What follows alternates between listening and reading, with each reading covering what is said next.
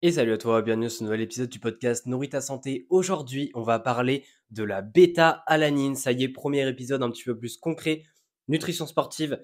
Et aujourd'hui, on va parler de la bêta-alanine qui est un supplément qu'il faut absolument que tu prennes si tu fais certains sports. Et je vais t'en parler aujourd'hui pour quel type de sport. C'est vraiment intéressant d'en prendre.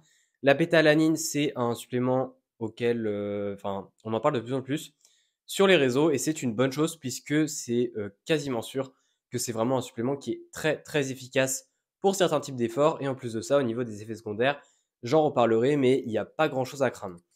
La bêta-alanine, avant de parler un petit peu plus du côté supplémentation, comment faire, dosage, quand, etc., etc., je vais un petit peu parler quand même d'où c'est ce que ça vient, la bêta-alanine au final, et pourquoi au final on peut en prendre, c'est-à-dire les potentiels effets que ça a. Parce que c'est bien de savoir qu'un supplément a des effets, mais concrètement, d'où ça vient ces effets? C'est-à-dire que d'un point de vue théorique, bah, c'est quoi qui dit que ça va avoir des effets? Donc concrètement, la bêta-alanine, c'est un précurseur de la carnosine. La carnosine, c'est une protéine qui est constituée de deux acides aminés, enfin de deux, ouais, c'est ça, de deux acides aminés dans les muscles et la carnosine justement, elle a plein de rôles dans le muscle. Mais déjà, avant de parler de la carnosine, je vais parler un peu plus de la bêta-alanine et également de l'autre constituant de la carnosine qui est l'histidine. Il faut savoir que c'est exactement comme le collagène.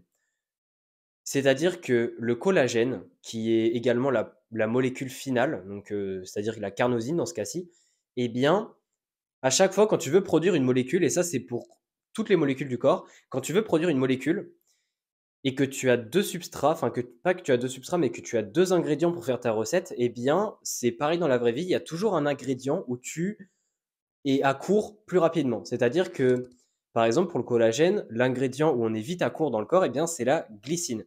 Et c'est pour ça qu'une supplémentation en glycine, quand on veut avoir des effets intéressants par rapport au collagène, est très intéressante. Eh bien, pour la carnosine, c'est la même chose avec la bêta-alanine. C'est-à-dire que la bêta-alanine, on en manque cruellement par rapport à l'histidine. Autrement dit, la carnosine, à un moment, tu peux plus en produire, mais c'est pas parce que tu manques d'histidine, mais c'est parce que tu manques de bêta-alanine. La bêta-alanine, il faut savoir que tu en produis dans ton corps, oui, mais tu en produis en extrêmement petite quantité et tu en produis vraiment très très peu dans le foie globalement. Et du coup, tu en trouves à côté dans l'alimentation et c'est pour ça que l'alimentation, c'est important. Le problème, c'est que dans l'alimentation, tu ne vas pas forcément en apporter beaucoup non plus. Déjà, première chose, la bêta-alanine, c'est que présent dans les sources animales, c'est-à-dire tout ce qui est poulet, tout ce qui est bœuf, tout ce qui est poisson, ça a, ça a de la bêta-alanine, mais bah, même si tu manges du bœuf, du poisson, etc., eh bien, tu ne vas pas apporter des quantités de bêta-alanine fulgurantes. Et donc, oui, ça va quand même aider ta synthèse de carnosine, mais ça ne va pas non plus la faire monter énormément.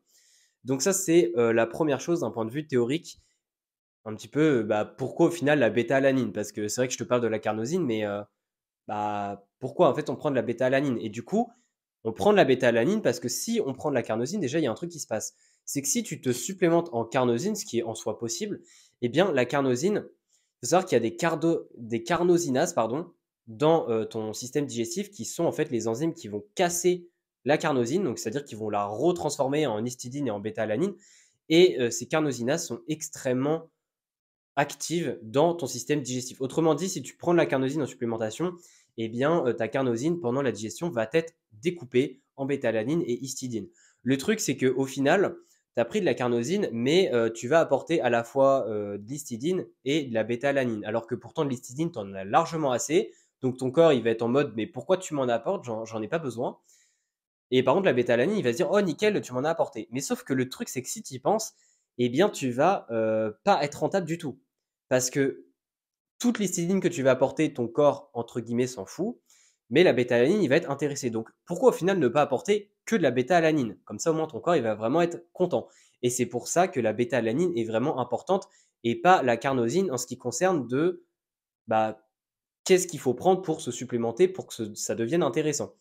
Donc, maintenant qu'on a un petit peu parlé de tout ça, déjà, dernière chose que je voulais dire aussi au niveau des carnosinases, c'est que les carnosinases sont très très peu exprimées au niveau des muscles et c'est pour ça que la carnosine est extrêmement stable dans les muscles, ce qui rend encore plus intéressante cette protéine, puisque cette protéine, vu qu'elle est stable dans les muscles, eh bien, elle va agir correctement. Et c'est-à-dire que même si tu fais, on va dire, des stocks de carnosine dans le muscle, eh bien, elle va pas être dégradée directement parce qu'elle est instable et parce qu'il y a des carnosinases qui traînent un petit peu partout.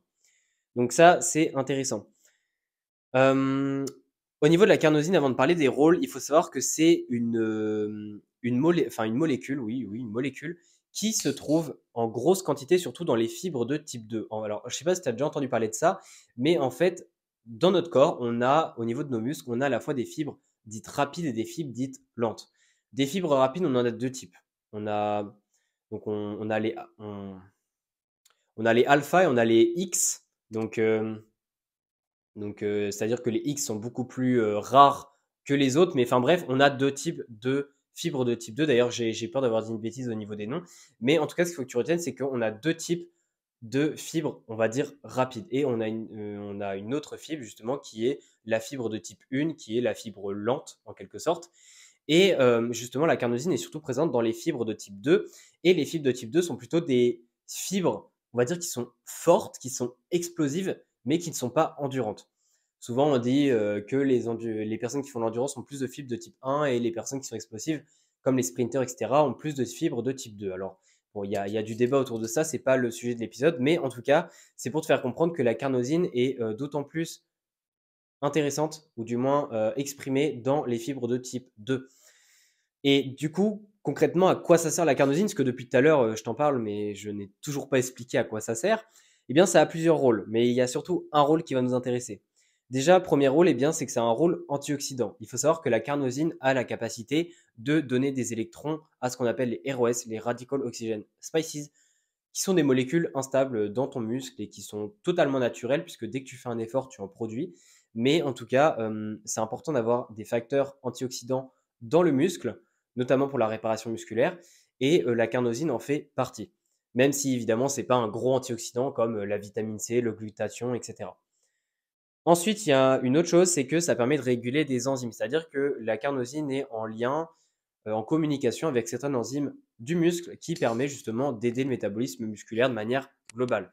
Et enfin aussi, troisième rôle, mais c'est le quatrième rôle qui va nous intéresser.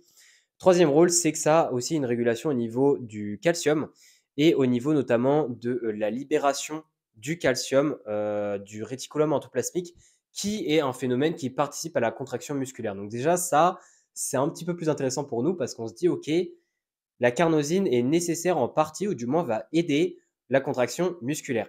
Mais ce qui est le plus intéressant par rapport à la carnosine et donc par rapport à la bêta-alanine, eh bien, c'est que c'est aussi un agent tampon dans le muscle. C'est-à-dire que quand tu fais un effort, donc imagine que tu es en train de courir, etc. Et en fait, ce qui se passe dans tes muscles, eh bien, c'est que le pH va diminuer. En moyenne, tu es à 7,4 de pH au début, en repos, etc. Et plus tu cours, et plus il va y avoir le métabolisme musculaire qui va se mettre en place, etc. Et sauf que ça va produire des protons, des protons, des protons, donc des H+. Et ces H+, ont la capacité de diminuer le pH petit à petit.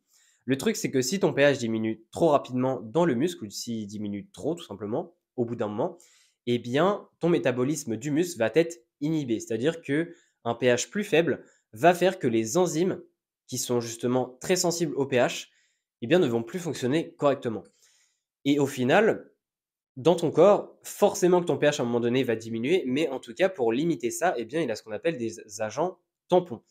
Les agents tampons, le plus connu, c'est le bicarbonate dans le corps. Et c'est d'ailleurs pour ça, j'ai déjà parlé, si ça t'intéresse, un autre épisode de podcast sur le bicarbonate de soude et de pourquoi tu dois en prendre en supplémentation. Parce que ça, c'est pareil, c'est un supplément qui est grave sous-coté. Eh bien, lui, c'est un agent tampon.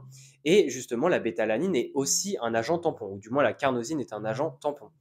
Au niveau des chiffres, il faut savoir que dans le muscle, ta carnosine compte pour 10% du pouvoir tampon du muscle.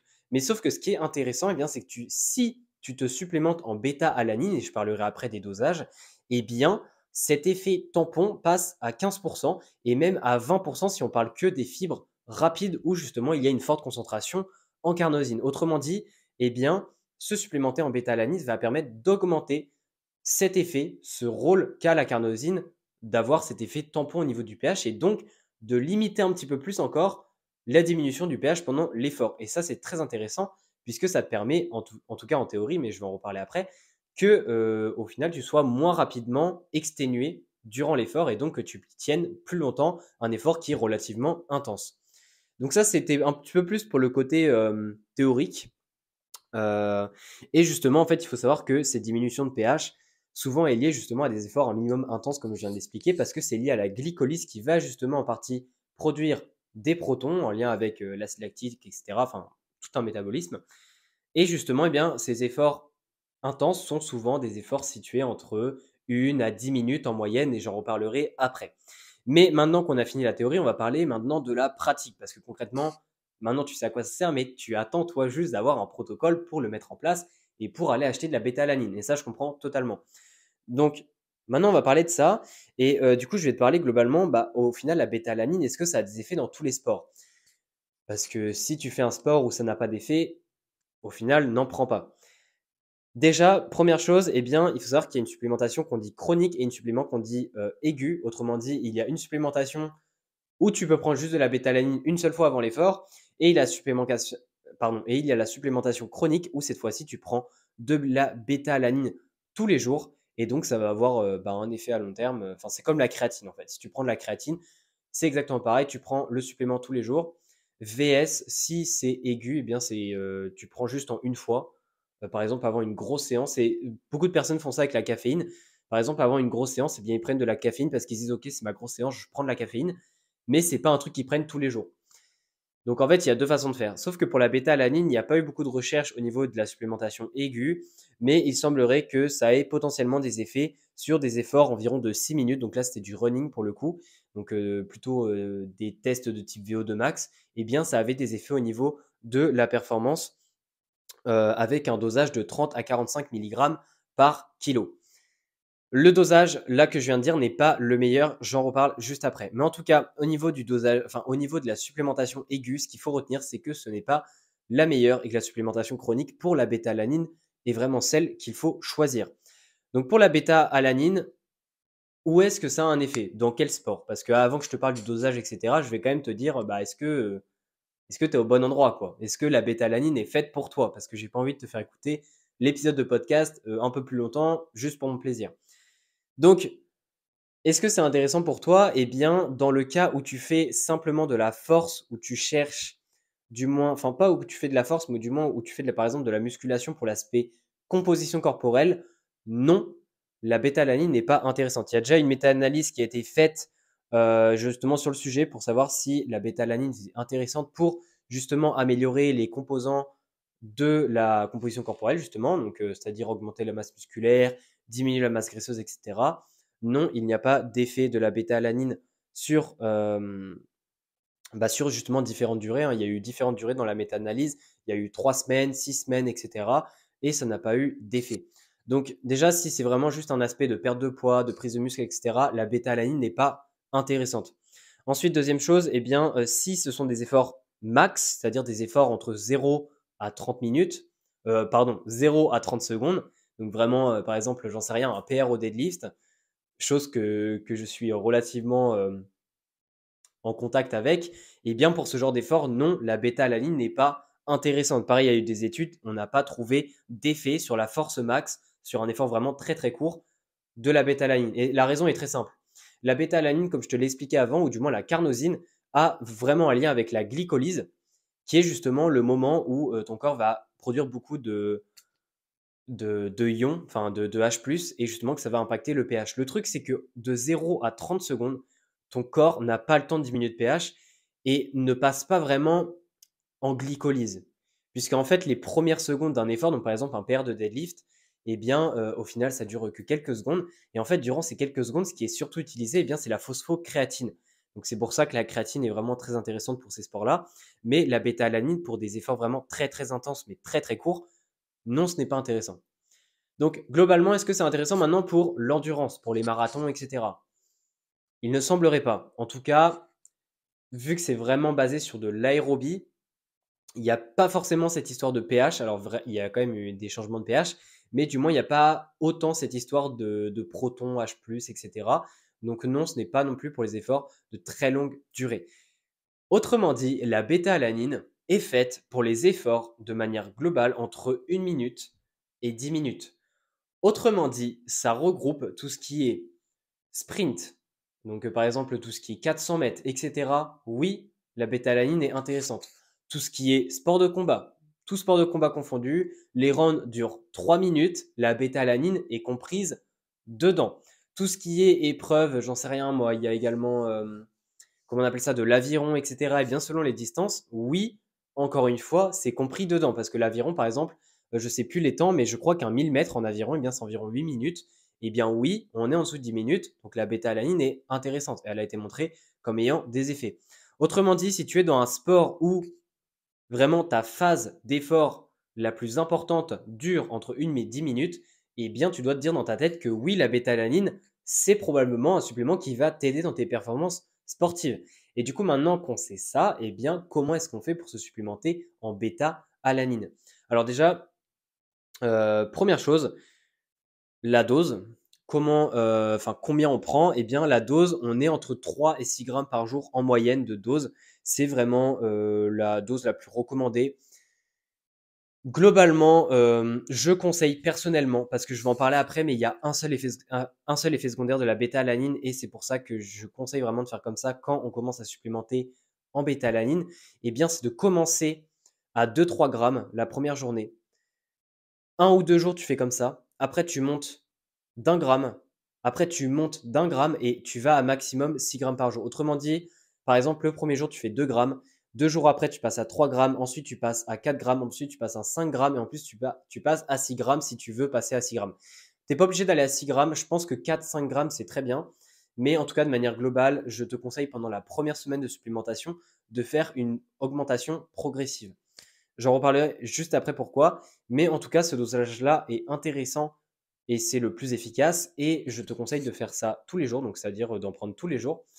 Et on estime, c'est à peu près comme la créatine au niveau du timing, eh bien on estime qu'au bout de 4 semaines, tes stocks de carnosine vont être pleins. Autrement dit, les 4 premières semaines, vraiment, ta carnosine va augmenter.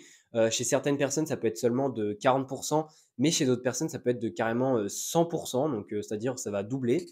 Donc ça dépend aussi de ton alimentation notamment, mais pas que. Donc voilà, mais en tout cas, au bout de 4 semaines, ça va vraiment être full. Et du coup, après, ça va être sur du plateau. Donc moi, ce que je te conseille, c'est au bout d'1 mois de supplémentation. Alors bon, les étiquettes des emballages ne diraient pas la même chose, mais après, il y a aussi l'aspect marketing, l'aspect consommation pour en acheter plus, etc.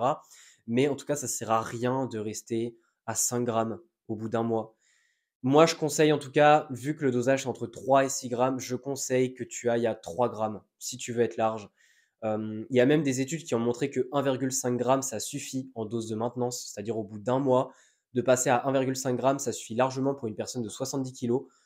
Donc tu es large, mais en tout cas, si tu veux être sûr, prends 3 grammes, mais ça sert à rien d'aller au-dessus parce que tu es vraiment en maintenance et ton corps n'a pas besoin d'autant de bêta-alanine alors qu'il a déjà ce qu'il faut dans ton corps et que tu es déjà saturé. Donc ça, c'est au niveau du dosage. Au niveau de quand est-ce qu'il faut en prendre, alors c'est pas forcément pertinent parce qu'encore une fois, là ici, on est sur surtout une supplémentation qui va être chronique. Donc c'est-à-dire que au final, peu importe quand est-ce que tu en prends, l'idée c'est d'en prendre tous les jours, comme la créatine, et tes stocks globalement toute la journée seront pleins, autrement dit. Donc ça n'a pas vraiment d'importance, mais si tu es quand même quelqu'un qui souhaite prendre de manière aiguë, donc enfin je dis de manière aiguë, mais il y a peut-être un autre terme plus approprié, mais tu m'as compris. Si tu souhaites prendre juste de la bêta-alanine à une seule fois avant une de tes séances, eh bien ce que je te conseille c'est d'en prendre 1 heure avant, puisque c'est à peu près l'absorption de la bêta-alanine, puisqu'il a été montré que généralement c'est maximum 2-3 heures où ça va être absorbé, mais minimum 40 minutes. Donc 1 heure, c'est largement suffisant pour la plupart des personnes pour être absorbé et pour vraiment avoir un effet sur tes performances. Dernière chose que je voulais parler dans cet épisode, c'était alors non, il y a aussi une autre chose que je voudrais parler, mais déjà la première chose, c'est au niveau de l'effet secondaire. L'effet secondaire de la bêta-alanine, c'est ce qu'on appelle de la paresthésie. Alors la paresthésie, le mot fait peur. Non, ce n'est pas que tu vas être paralysé, mais en tout cas, tu vas avoir des petits picotements au niveau de ta peau quand tu prends de la bêta-alanine. C'est-à-dire qu'à partir de 10-20 minutes après avoir pris de la bêta-alanine, tu vas comme sentir si un petit peu tu avais ouais, des petits picotements au niveau de ta peau. C'est extrêmement bizarre la première fois. Je sais que moi, la première fois, quand j'en ai pris, ça me faisait extrêmement bizarre. Je ne sais pas trop ce qui m'arrivait parce que je n'avais pas encore fait mes recherches sur la bêta-alanine à ce point-là et je ne comprenais pas trop. Mais c'était parti au bout de. Enfin, c'était resté 15-20 minutes. Évidemment, ça dépend du dosage. C'est pour ça que la paresthésie, alors déjà, première chose, paresthésie, c'est très bizarre, mais ça n'a pas été montré comme problématique. Du moins, à court terme, c'est-à-dire à 6 mois, le fait de prendre de la bétalanine régulièrement et d'avoir un peu de paresthésie, c'est pas du tout problématique, ça n'impacte pas du tout ta santé. Donc là-dessus, c'est safe, il y a eu des recherches. Encore une fois, à long terme, prendre la béta-alanine pendant 5 ans, je ne peux pas te dire avec sûreté que c'est safe parce qu'il n'y a pas eu de recherche à ce sujet. C'est une des interrogations des chercheurs, même si globalement on pense que c'est safe. Mais voilà, je ne peux pas te dire à 100% que t'inquiète, tu crains rien si tu prends de la béta-alanine pendant 5 ans. Donc la paresthésie, pour revenir dessus, pour en fait la limiter, il y a deux choses à faire. Première chose à faire, c'est de prendre ta bétalanine avec un repas parce que le fait que tu vas avoir des aliments et notamment des glucides, les glucides c'est encore plus efficace pour cet effet-là, et bien le fait que tu vas avoir des aliments et des glucides avec ta bétalanine, et bien ça va diminuer la vitesse à laquelle elle va être absorbée, ce qui en soit pas problématique si tu prends une supplémentation chronique. Et du coup, le fait qu'elle va être plus lentement digérée et absorbée, eh bien, ça va être qu'il y aura moins de béta-alanine à un moment T qui va être en contact, on va dire, avec ton corps pour faire de la paresthésie. Donc, autrement dit, ça va être moins choquant pour ton corps de prendre avec un repas et notamment avec des glucides. En tout cas, ça a été montré que si tu mets 1 gramme à 2 grammes par kilo de poids de corps dans un repas de glucides et que tu prends de la béta-alanine, eh bien, ça diminue significativement la paresthésie. Deuxième chose, eh bien, c'est de tout simplement split ton dosage de bétalanine dans ta journée. Autrement dit, c'est de répartir ton dosage. Autrement dit, si tu es à 4 grammes par jour, eh bien, essaye de prendre 3 dosages, un le matin, un le midi, un le soir, donc en 1 gramme et quelques. Et comme ça va avoir un effet quand même moindre par rapport à si tu prenais tout d'un coup. Parce qu'encore une fois, la paresthésie, elle peut apparaître, mais évidemment, plus le dosage est gros et plus elle apparaîtra rapidement, plus elle sera, on va dire, forte et plus elle durera longtemps. Donc forcément, c'est mieux d'avoir des très très très petits effets.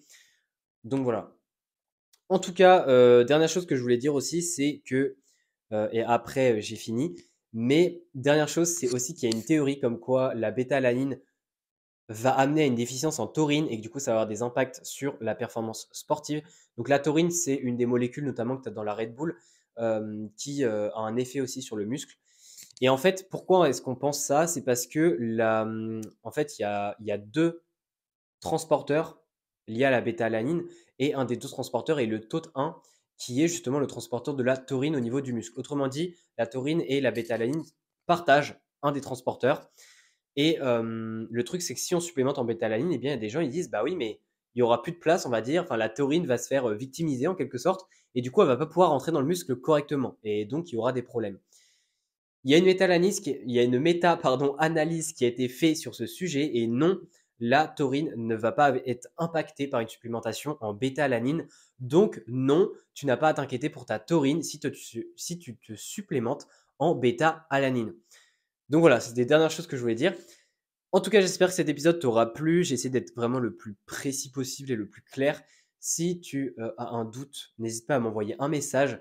Et si tu souhaites vraiment être suivi et avoir des conseils personnalisés un maximum, être en contact avec moi, que je te pousse un petit peu pour que tu mettes vraiment les choses en place et que tu fasses décoller tes performances, eh bien, je t'invite à m'envoyer un message, à me contacter sur Instagram ou même par mail pour justement en savoir plus sur mes coachings personnalisés, donc sur mes suivis personnalisés nutrition.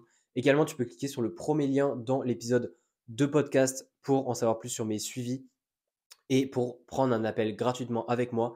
Et on se dit sinon à la prochaine. Allez, ciao.